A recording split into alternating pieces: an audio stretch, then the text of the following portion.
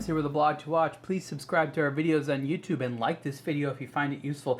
This is a review of the Panerai Radiomir Black Seal 8 Days, otherwise known as the PAM610 or PAM00610.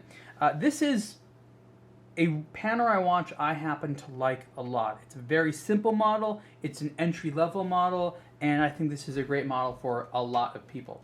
So this begins with what they call the Radiomir style case. This is essentially one of the first Panerai cases, at least historically, and it looks, I guess you could say, the most primitive, but I find it to be sort of the most elegant today. What's primitive about it? Well, there's no crown guard here. You have actually a sort of an old school style, what they call a turnip crown that you see on some old watches and maybe on some pilot watches today. You have the lugs are essentially just a lug bar, and it's interesting because it actually screws in. I'll take off that nice unattractive sticker there. The lug bars actually screw in here, so in order to change the strap you'd have to unscrew these, pull the little bar out, and that's how you would go ahead and change the strap. Again, more modern watches do not have a bar like this. They have actual lug structures with a pin that goes between them. And you can see it's, and then of course, what do you have? You have just the time. Not even the seconds, just the time. But that's what makes it beautiful. This is one of the most elegant dials on one of the most elegant cases. And so to have this time-only design with what I think is one of the most elegant cases, for me, just sort of hits a sweet spot. It really hits a sweet spot. The case is 45 millimeters wide, of course here in steel. And while there are other two-handed Panerai watches and there are other elegant-looking Radiomir watches, I just like this one a lot, sort of the combination of elements, and I also like the fact that it's not wildly expensive. So before I put it on, let's talk about the movement. This is, of course, a manually wound movement. This is the Panerai P5000 in-house made movement. And it's a little confusing because there's sort of some redundancy in Panerai's in-house made movements. They make quite a few movements now. So they have the P5000 and the P3000. Both of them are manually wound. Both of them feature the time. They both have the ability to have a subsidiary second style here. They look different, so when you look at the movement, they're different. And so the question is, what exactly, why are there both? Is one better than the others? You might think that the P5000 is better because it operates for 8 days. It has 8 days of power reserve, while the P3000 has, I believe, 3 days of power reserve. But there are differences between them. Little things like the type of shock protection system in the balance wheel. Of course, the design of the bridges is different. So and they're both 3 hertz movements, by the way, which is important. So it can be difficult as a consumer to decide which one do you want best. I happen to like the P5000. It's not as attractive looking from the back.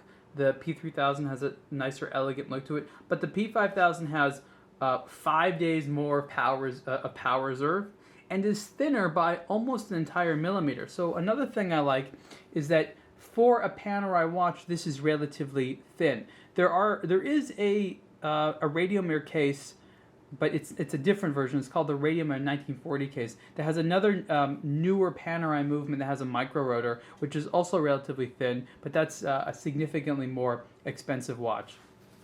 Okay, so let's put on this Radiomir Black Seal 8 Days 45 millimeter on the wrist. So it's clearly a Panerai. It's going to be large. It's going to be beautiful. It's going to be legible. The lume is good.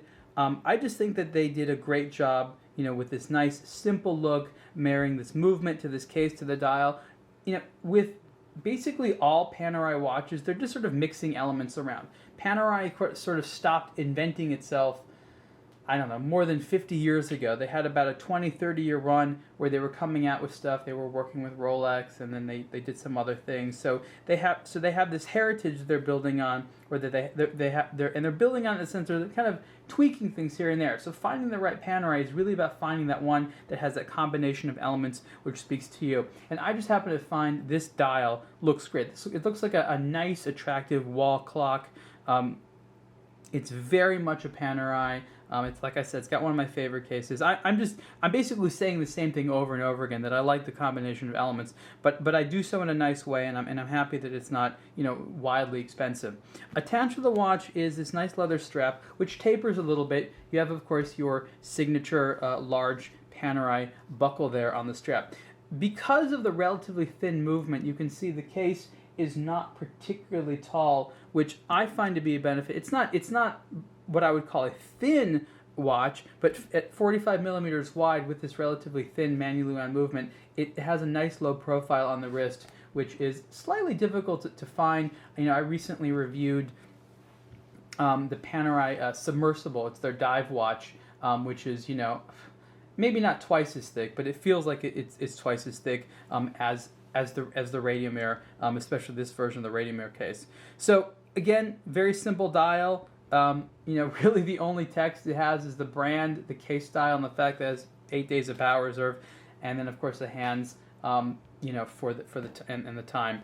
I like that there's no subsidiary seconds dial. I like there's no date. It's very, very clean. So again, this is the Panerai PAM610, otherwise known as the Radiomir Black Seal 8 days, and the price is $6,400, and you can see the full review on aBlogtoWatch. Thanks.